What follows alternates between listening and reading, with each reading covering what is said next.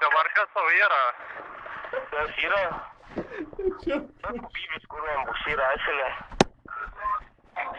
Ei, atpilk savo balsą. Ką padarys? Atpilk balsą. Tu kurva apsiliom, galva asilė.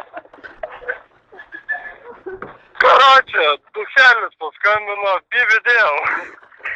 Iš kur paskambino? Duchelis. Iš pušėlės? Jo.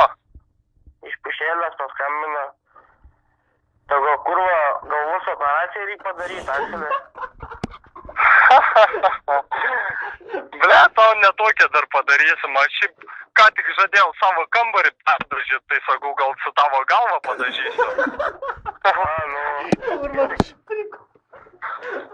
Gerai.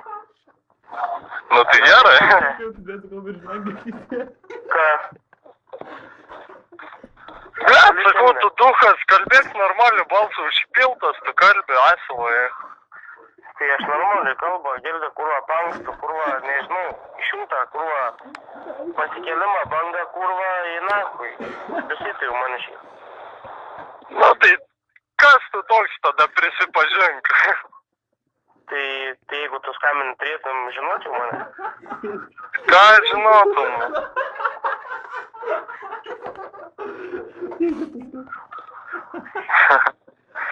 Ble, kurva, lochas, bibidėjau.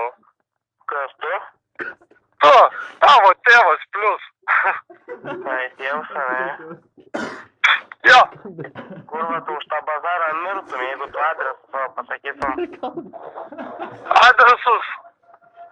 Nu, Nori adreso? nu, Važiuoju adresus. kas? Ir turėsi adresą, gal aš ir galėsiu tada numirt gaidė. Ei, na, kurva.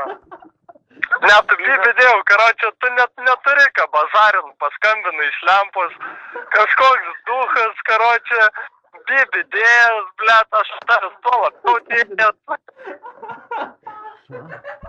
Duchas. Duchas, karočią, tu daugiau niekas nemoki, bibidėjau aš ant tokių lochų. Na, kada įsiblaivysi?